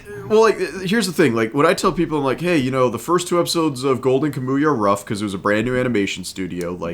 I'm sorry if you don't like the first 40 minutes. I can't really get around that because it's essential for the plot. There's a difference between that and hey, you have to watch the first 13 episodes before it gets good. That's like a Final Fantasy XIV player telling me I'll enjoy the game once I unlock the astrology class. No, the difference here, Moth, is that I'm not telling you that you should watch, because Deen Stay Night is famously a bad adaptation of. So why are we watching? Even I know that as someone who's not into because it was requested. Yes, we were paid money for this. Can he request that we watch Carnival Phantasm instead? Yeah, let's go. Daniel, you want to reach out to us? You want us to watch something else? You just let us know. I will even watch the Lolly one if you pay me. I'll watch Reign the Conqueror. Let's do that instead. It's the better Alexander the Great story. Yo, Reign the Conqueror, an anime I haven't thought of since. Yeah, because that's when it went off Adult Swim. But yeah, I'm not over here saying you, Moth, will be like, oh, you don't like the beginning of my favorite show. Fuck you, you suck, I hate you, and I'll kill your family. I'm over here yo, the first half of Deen Stay Night sucks. The second half is only a little bit better. It's interesting, though, and that's it. I just think Fate's interesting. I'm interested in the series now. The show, Deen Stay Night, fucking sucks. All the characters suck, Fate though. Fans will tell if you think about it, Arthur's not an interesting character. I think the only character... Saber rules. Oh, sorry. Saber's not an interesting character. Archer, so far, has been the only character that I've watched. Him and Tiger are okay, these are good characters. Everybody else can go out the window. No, How very disrespectful like this. I like most of... A lot of the characters I like. The only character I really don't like is probably Gilgamesh. Gilgamesh the dick. I like his ego, but it's better elsewhere than in Fate. Well, you realize how the anime starts 3 separate times. If you weren't paying attention, it starts with a summoning ritual that doesn't explain anything. It starts with a flashback where it doesn't explain anything, and then it starts with him being doted on by the soft-spoken childhood friend character. And those are 3 red flags right there. And that's also how the VN starts, but they cut out 80% of the content. Yes. Honestly, you want to know how to start an anime well, watch Dungeon of Black Company. That is a phenomenal start to an anime. Yeah, that's a great start for a show that I dropped. I don't know how you dropped it. The first episode's really good. because it's got boring in the second No, episode. it didn't. It is just that capitalism is bad. You should exploit it, the anime. You should love it. Moth, just because first of all, the Black Company anime, it's a story of a dude who was exploited under capitalism, who then is like, yo, how can I exploit people? So it's not even like capitalism's bad, it's just capitalism's bad for me. No, capitalism's good for me, but I do it satirically good. Mike, you don't pay attention to the subtext. I need Mike, there's subtext. Do you think Persona 4 is about how TV is bad? That is the entire premise of Persona 4. The overlying theme of Persona 4 is that the TV alienates you from people. And it keeps you from getting better help. The framing of the television and the Midnight Channel exists as an explicit metaphor for how others perceive you in society. You dumb bitch. No, it's TV prevents you from getting better help like a psychiatrist. Speaking of which, I'd like to thank this episode's sponsor, BetterHelp. God damn it, I was about to say that. Fuck you. So, that's right, BetterHelp. If you want to donate, if you want to give all your money to a bunch of people who are not actually certified therapists, BetterHelp. Honestly, just give money to us and we'll tell you we're great. Can I mention the fact that I've never met somebody who's going to college to be a therapist who would be somebody that I'd want to get therapy from? Oh. Like people who study... So you wouldn't get therapy from me. Gotcha. People who study therapy are more broken than the people they're trying to help. I mean, have you tried to study psychology for 5 years? It fucking sucks. No, because I already have enough, mommy issues without getting into Freudianism. Nobody takes Freud seriously anymore, but... Which is funny, because he was right about everything. No, he wasn't. Shut the fuck up. No, I wonder if Sigmund Freud is a servant in the Grand Order. That'd be great. God. If he is, he's probably a writer for how much he wants to fuck his mom. Yeah, that sounds like you got it pretty rough, Emiya. Have you considered fucking your surrogate mother? I don't have a mother, sir. She died in a fire when I was 10. Yeah, but Taiga's still alive. Yeah, his noble phantasm is the ability to resurrect your mom. I'm your new dad now. God. Oh, God. So Tid, I want you, because I've made I think Deen Stay Night sucks, but it introduced me to Fate elements, and there's a lot of characters in this that I just didn't know existed. Wait, you didn't know King Arthur existed? Because no, I mean like Rin. I didn't know Rin was a character. I didn't know Taiga I'm going to be honest with you. Because they just don't exist in contemporary The first thing I did when I saw Rin, and I was like, oh, that's where all the hentai comes from. That's not even true. She honestly looked like a character from Euphoria when I first saw her, and I was like, wait a second.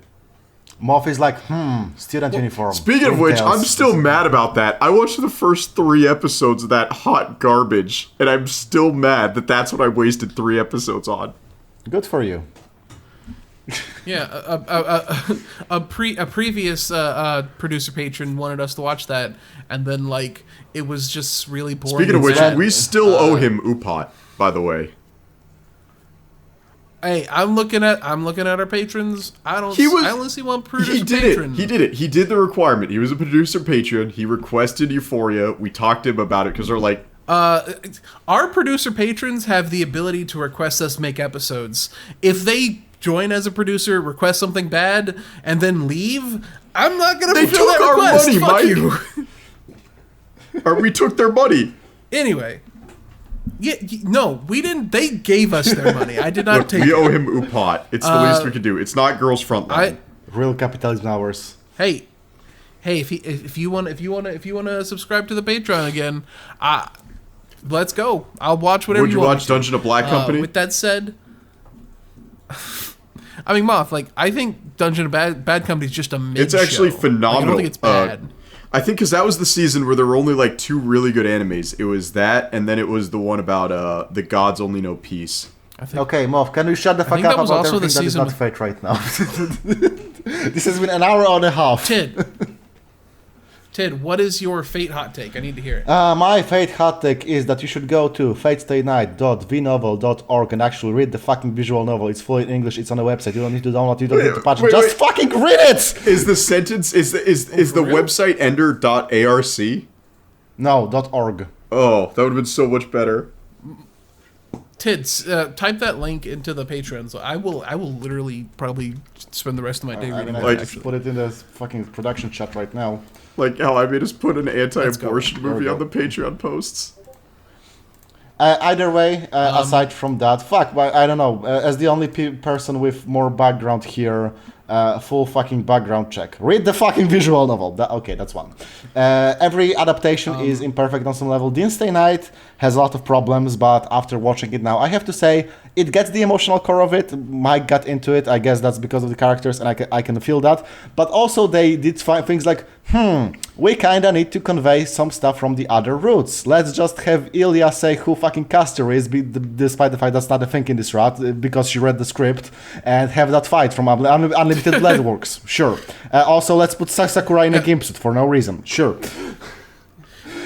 There's so many examples in Deen Stay Night of usually Rin going, hey, here's some knowledge that you would have learned if you played the game. I've read the script, yeah. Go out. Yeah, it's so yeah, often. that really happens towards after the fight with the Berserker, I would say. That's where the bulk of it is. But either way, aside from Deen Stay Night, there are two other adaptations of the two other routes made by Ufotable. Unlimited Blade Works, which focuses on Rin and Archer primarily, and Heaven's Feel, which primarily focuses on Sakura and Medusa, or Rider. Both of these are really good. They're still imperfect adaptations. They don't convey the inner dialogue, but the one issue I have with Heaven's Feel is that they cut out a lot of content with Ilya, who was also a big character in that, and also the ending makes no fucking sense if you don't have the context from the game for some fucking reason. But also it cuts out like 90% of eating scenes from the visual novel, so I'm very thankful. And one more thing that you could read/watch is Fate Zero, which is a prequel which takes place during the previous Holy Grail War, during which everything went wrong, 10 years prior. It was written by Gen Urobuchi, and that has all the good and bad that implies. And who's Gen Urobuchi? Psychopath Man, Madoka Man, deconstruct all the female characters, man. Okay. He's the dude who's called the Urobuchi. Yeah. Because he kills all his characters. Okay, yeah, because Psychopaths wasn't that great. Fuck you. Both, I can only believe that opinion if you continued past the first season, but I know you. You watched maybe 5 episodes of the first season. I watched it. I made it pretty far in where they're talking about the fact of like, hey, these certain types fight differently, so you either have to wear this one down because they burst quickly and you can tell what they are by their wings. Like, I what watched the fuck are you talking about? Psychopaths, the one where they had the weird guns, right? And the guns were made from like the monsters they killed. No. What the fuck are you talking about? What are you talking about? It's the one where like it's the one where they don't even ask for it, but people get cursed with like weird wings and stuff, and there are people that actually hunt them down, and you find out later that their weapons are made from the things they kill. And so, like, there's Monster one point... Hunter? Are you talking about Monster Hunter? No, there's one point where, like, because they're a police force, and, like, the old police officer is like, hey, are you watching this one? She's bursting really hard and hitting us with a lot of attacks, but she'll wear herself out in, like, 30 seconds. And then, sure enough, he was right, and he, like, almost murdered her, but because she was a main character, she lived. What the fuck are you talking about? This is so weird, because, like, it sounds like you watch 2 shows at once and combine them together, because, like, you're saying things that exist within Psychopaths, but then you're also talking about people that are monsters and, like, making guns out of them? What the fuck, man? I'm looking this up now. Like, anime where cops use... It's not pet labor. It's Psychopath. Pat Labor. No, Path. Psychopaths, yes. Oh, it's stuck in that. Yeah, no, it's there are no monster psychopaths at all. It's just people. Oh no, Psychopaths is the one with the stupid guns. Yes. Okay, yeah, no, I watched the first season of that and I was so bored I just stopped. Okay, shut the fuck up then. Either way, one more thing I wanted to say about Fate Zero in this recommendation here is it gets one thing right, which the original visual novel doesn't, which is, hey, this is a battle royale. We should switch the camera to other perspectives sometimes. Yes. Yo! Does it only do it when those characters are about to die, though? No, it jumps between perspectives quite often. You get everyone's perspective, and that's also one of the bad things with it, I would say, because as people die, it gets less varied, and it gets kind of boring towards the end, I would say. Gotcha. Okay. The last thing I want to end on is I want to call every character in Deen Stay Night fucking stupid. Because the very first interaction they ever have with servants is with Lancer. And then, after that fight, after Saber's spawned, he disappears. And at no point does anyone go, oh, where's Lancer at? And then at the last 3 episodes, they're like, oh man, we don't have nothing to worry about. And then he fucking appears, and it's like, of course he appeared! What did you think was gonna happen? Oh man, that actually fucking reminds me, but tangentially, but when Fate Grand Order got big, they made like a 1-episode OVA that kind of sums up the plot from like the first areas of the game, fucking whatever. And it's an alternative version of the events from the main visual novel. And Cuckoo Lane is a caster there who uses runes for magic. And he's fucking cool, and he has the fucking badass coat. And at the end, he was like, okay, maybe summon me next time, maybe I'll be a Lancer. And everyone like, no! Man, either way, that's know what. Go on. I'm looking forward to getting into more Fate because I like the concepts. I want to say like one of who is it's Lancer who has like the ability where he's Lance always hits, right? The gay bulk reverses the gay bulk. Reverses the Godward's causality, so it's not that he always hits your heart, it's that he hits your heart, and that's why he threw the spear, like, basically. Bullshit. Who's the character? I don't think it's in Deen Stay Night. There's the character whose ability is that they're incredibly lucky or something, and so his spear misses them. That's Saber.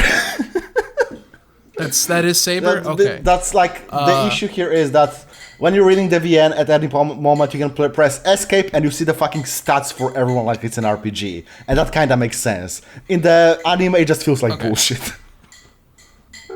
Well, so there's like... There's some people who have a famous like podcast. Not some people. They're like anime YouTubers. One's Best Guy Ever. The other one is Trixie, formerly Digibrony MLP.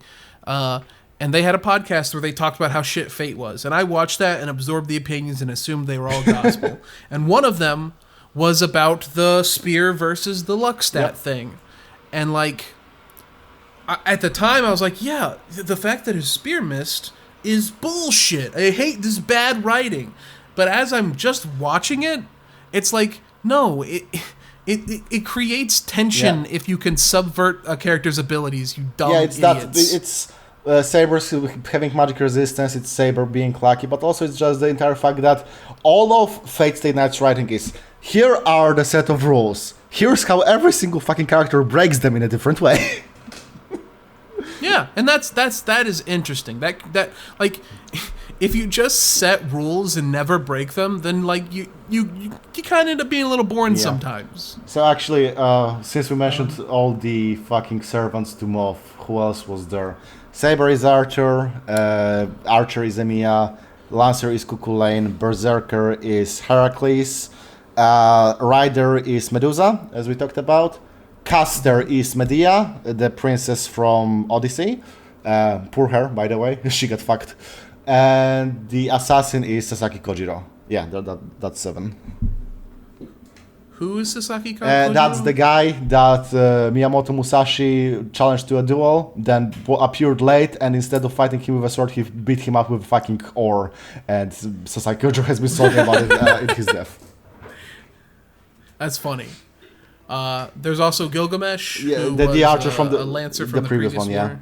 And Gilgamesh is like In all the roots, he exists there to job. He's a big final boss in Fate and also in Unlimited Blade Works, but he's there just to be a jobber, quite honestly, and he doesn't get much personality. And Yeah, the only time I've ever seen him and thought, wow, he looks really cool, is in like Babylon Feel or whatever it's called, which is like an adaptation of the gacha. Yeah, that's an adaptation of one of the plotlines in the gacha, which also has... I will have probably end up either playing through that or watching it. Which has Rin inhabited by the spirit of Ishtar, the goddess of fucking, which, you know what, I can appreciate. It gave us more Rin porn. Let's go. But yeah, this has been our little podcast about Deen Stay Night. And I genuinely want to thank Daniel Ashley for getting me into a series that, at this point, I had only consumed through pornography. Look how they massacred my boy. So did we agree then that if you want to enjoy Fate without actually, actually enjoy Fate, the best one is Carnival Phantasm? Yes. I can agree with that, no problem. Carnival Phantasm fucking slaps. I've never seen it, so I'll just say... If you want to read a good visual novel, read Katawa Shoujo. Read 13 Sentinels, I guess. Nope, one of the characters is a woman. Just for... half of the characters are women. But just to stay on point here for Mike, just for context, Carnival Phantasm is a 12-episode OVA crossover between Tsukihime and Fate, and it's fucking dumb.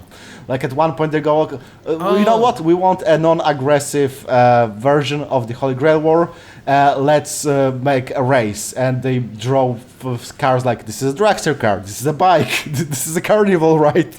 So like it's Isekai Quartet. Yes, pretty much, but with animation. All right, well, that's it for me, guys. Also, that's it for all of us. I want to end this on note by saying that Type Moon character designs suck. Well, that's it. See you next time. See you next time. Fuck you.